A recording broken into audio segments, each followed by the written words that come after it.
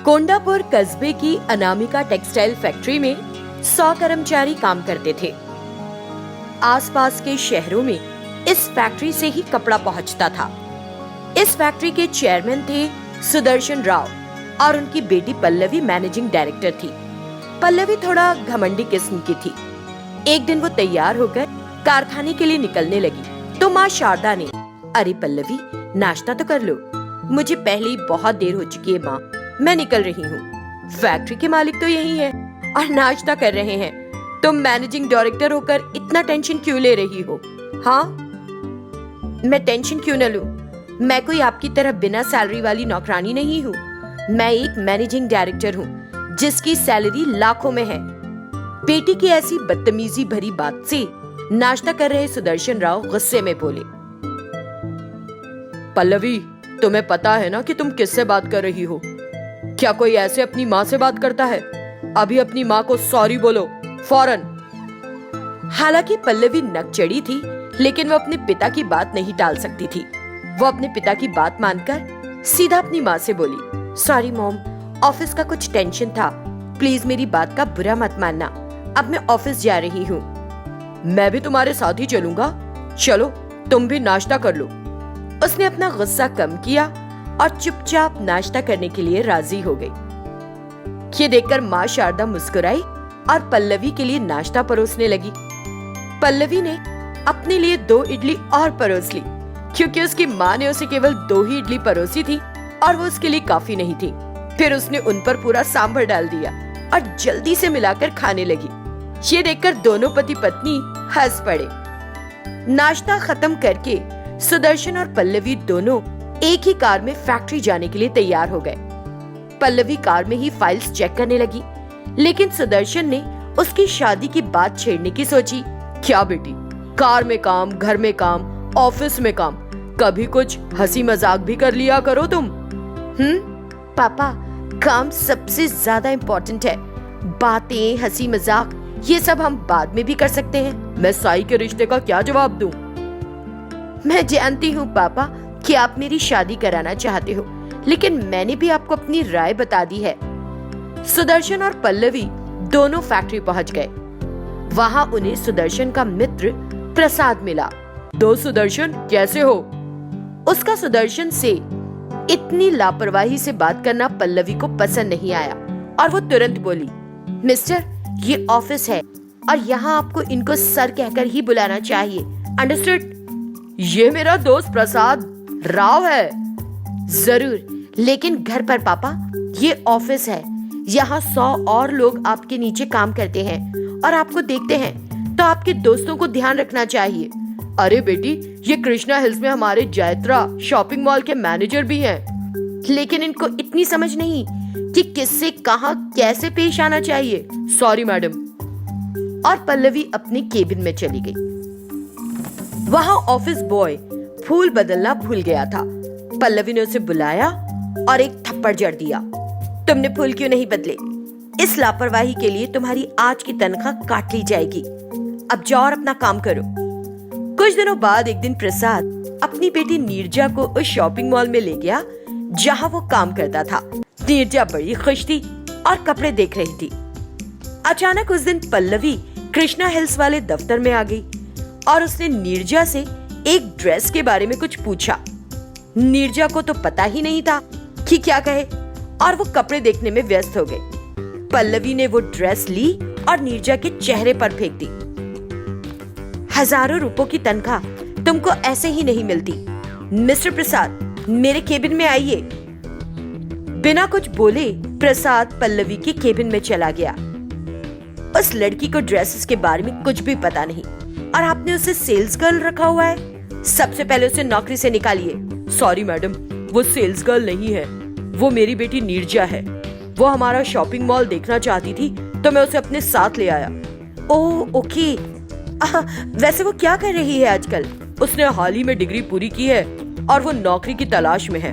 ठीक है, आप जाइए और उसे यहाँ भेज दीजिए। सॉरी मैडम, प्लीज उसे डांटिएगा मत। उसे कुछ नहीं पता, वो तो बस थोड़ा टाइम पास करना चाहती थी तो मैं उसे यहाँ ले आया। मैं जो कह रही हूँ वो करिए, मेरा टाइम मत वेस्ट कीजिए। अब प्रसाद क्या कर सकता था? वो केबिन से बाहर आया और उसने नीरजा को अंदर भेज दिया। प्रसाद बाहर खड़ा था और तनाव में था कि पता नहीं पल्लवी उसकी बेटी से क्या कहेगी। लेकिन कुछ देर बाद दोनों मुस्कुराती हुई केबिन से निकली तो उसे कुछ तसल्ली मिली। कुछ दिनों के बाद नीरजा ने पल्लवी के मॉल में नौकरी शुरू कर दी। नीरजा के आने के बाद से उनकी बिक्री बढ़ गई थी, लेकिन पल्लवी ने नीरजा से इस बारे में कोई बात नहीं की, बस उसका बोनस उसके खाते में जमा करवा दिया। एक दिन वो दोनों एक कॉफी शॉप में बैठे थे। बताइए मैम, आपने कहा था आपको कुछ बात करनी है। मेरे पापा मुझसे शादी करने के लिए कह रहे हैं। अगर मैं शादी करके चली गई तो वो यहाँ बिल्कुल अकेले नहीं हो जाएंगे। लेकिन आपको शादी तो करनी पड़ेगी ना मैम, हर किसी को करनी पड़ती है। हाँ, लेकिन मैं किसी ऐसे आदमी से शादी करना चाहती हूँ जो मेरी हर बात समझे और माने भी। अच्छी बात है, लेकिन ऐसा लड़का कहाँ मिलेगा ये तो बताइए। वही तो नीरजा, मैं ये सब बातें फोन पर नहीं कर सकती थी, इसलिए मैंने तुमको यहाँ मिलने के लिए बुलाया। मैम, आप ऐसे लड़के से शादी करना चाहती है ना जो कि हर जगह आपके साथ ड्राइवर की तरह चले। अगर आप ऑफिस में हो तो आपका सेक्रेटरी बनकर रहे और घर पर एक रोमांटिक लवर की तरह प्यार करे, और जब आपके बच्चे हो तो उनका पूरी तरह से ख्याल रखे। वाह नीरजा, जैसे मैंने सोचा था तुमने तो बिल्कुल वैसे ही लड़के बारे में बताया है। You are really great. उस दिन से नीरजा और पल्लवी दोनों ने मिलकर ऐसे लड़की की तलाश शुरू कर दी, लेकिन दिन बस गुजरते ही जा रहे थे और पल्लवी के इस अभिमान से मेल खाने वाला लड़का कहीं नहीं मिल पा रहा था। ऑफिस में उसने बिक्री का विवरण लाने के लिए कहा। तुरंत सारी फाइलें पल्लवी की मेज पर आ गई।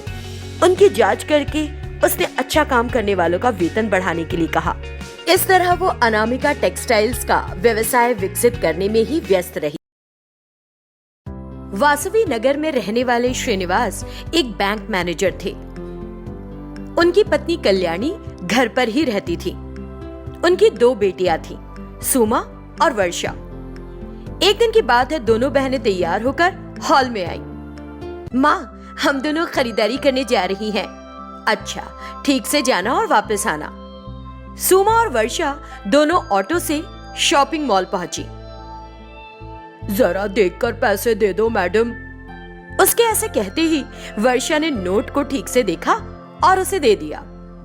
मैंने देख लिया, ये नोट अच्छा ही है, कहीं से फटा फटा नहीं है बिल्कुल भी। वो नहीं मैडम, मुझे जाते समय यहाँ से अकेले जाना पड़ेगा। आप कुछ और पैसे दे देती तो मेरा खर्चा निकल जाता ना, ऐसे कह रिया था। अकेले क्यों जाना है? शाम तक रुक जाओ, हम ही आपके साथ वापस आ जाएंगे। आप हमें हमारे घर छोड़ देना, ठीक है ना? ऑटो वाला फिर कुछ नहीं बोला और पैसे लेकर वहाँ से चला गया। दीदी, हम पहले जूते खरीदे, बाद में ड्रेस खरीदने जाएंगे। हाँ ठीक है। दोनों बहनें एक जूते की दुकान पर पहुंची। उस दुकान का नाम था श्री वीरा वेंकटा सत्यनारायण लक्ष्मी साई गणेश कनक दुर्गा अंजनेया सत्यनारायण फुटवेयर। जूते की दुकान का इतना बड़ा नाम देखकर दोनों का मुंह खुला का खुला रह गया। फिर भी दोनों उस दुकान के अंदर चली गईं। श्री वेंकट वीरा सत्यनारायण लक्ष्मी साई गणेश कनक दुर्गा अंजनेया शिव नारायण जूते में आपका स्वागत है। थैंक यू, लेकिन आपकी जूते की दुकान का इतना बड़ा नाम क्यों है? शायद आपको नहीं पता, मंदिरों में चोरी हुए जूते यहीं बिकते हैं। ये दुकान उन्हीं जूतों से चलती है। उस सेल्स बॉय का जवाब सुनकर दोनों बहनों का दिमाग ही चकरा गया। थोड़ी देर बाद जब उन्हें होश आया तो वे उस दुकान की चप्पल और जूतों को देखने लगी। बताइए मैडम, आपको कैसी सैंडल्स चाहिए? आपके पैर का साइज तो बताइए। अब ये चप्पल और जूते सेकंड हैंड हुए है ना? सुमा का सवाल सुनकर सेल्स बॉय ने कुछ भी जवाब नहीं दिया और सिर्फ मुस्कुराने लगा। फिर दोनों बहनों ने सोचा कि उस दुकान से खरीदारी की शुरुआत करके उन्होंने अच्छा नहीं किया। हे भगवान, क्या कोई ऐसे भी फुटवेयर बेचता है?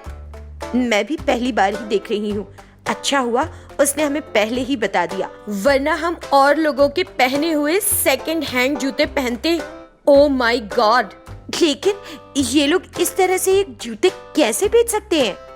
बस पूछो मत बहना, यही घोर कलयुग है। अच्छा होने की बजाय बस बुराई ही तेजी से बढ़ रही है। ऐसे ही दोनों आपस में बातें करते हुए कपड़े की दुकान के अंदर चली गई। इस तरफ आइए मैम, यहाँ आपको हर तरह की साड़ी, चूड़ीदार और ड्रेसेस मिल जाएंगी। हमें कुछ अच्छी क्वालिटी की ड्रेसेस दिखाना। Okay madam. और सेल्स बॉय उन्हें तरह तरह की ड्रेसेस दिखाने लग गया, लेकिन दोनों बहनों को उनमें से कोई भी पसंद नहीं आई। कुछ और भी नई तरह की ड्रेसेस दिखाओ ना जरा, लेटेस्ट ट्रेंड की। ओके मैडम, लेकिन वो थोड़ी महंगी हो जाएंगी। उसने ऐसे कहा और अब तक दिखाई हुई सारी ड्रेसेस को एक तरफ कर दिया और उसने रैक से कुछ और ड्रेसेस निकाली और उन्हें सामने मेज पर रख दिया। उसने एक ड्रेस उठाई और उन्हें दिखाई। ऐसी बॉर्डर वाली ड्रेस तो पहले से ही हमारे पास है ना। ये सुनकर सेल्स बॉय ने उन्हें एक दूसरी ड्रेस दिखाई। ये रंग भी हमारे पास है। एक ही तरह की ड्रेस को बार बार पहनना मुझे नहीं अच्छा लगता।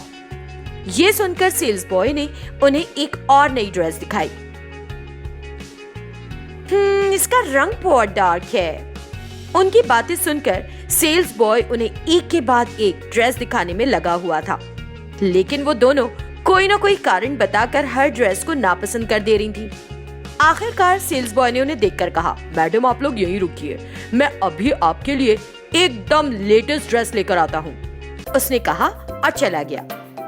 10 मिनट के बाद वो सेल्स बॉय एक ड्रेस लेकर आया और उन्हें दिखाई। दोनों बहनों ने उसकी कीमत देखी। 2000 रुपए का टैग देखते ही दोनों बहनों ने उस ड्रेस को अपने हाथों से पकड़ लिया। मुझे ये ड्रेस बहुत अच्छी लग रही है, मुझे चाहिए ये ड्रेस। मैं भी तो यही कह रही हूँ कि मुझे बहुत अच्छी लगी, मुझे चाहिए। दोनों की दोनों उस ड्रेस को अपनी अपनी तरफ खींचने लगी और ये देखकर वो सेल्स बॉय मुस्कुराने लगा। बड़ी मुश्किल से इनको एक ड्रेस पसंद आई, लेकिन उस पर भी ये दोनों लड़ रही हैं। ऐसा सोच वो दोनों को देख रहा था और मजे ले रहा था। दोनों बहनों ने उस ड्रेस को अपनी ओर इतनी जोर से खींचा कि ड्रेस के 2 टुकड़े ही कर दिए। इतना ही नहीं, इसके बाद दोनों उस फटे हुए फ्रॉक को सेल्स बॉय पर फेंककर भाग निकले। बेचारा सेल्स बॉय हड़बड़ी में समझ नहीं पाया कि क्या करे और खड़ा का खड़ा रह गया।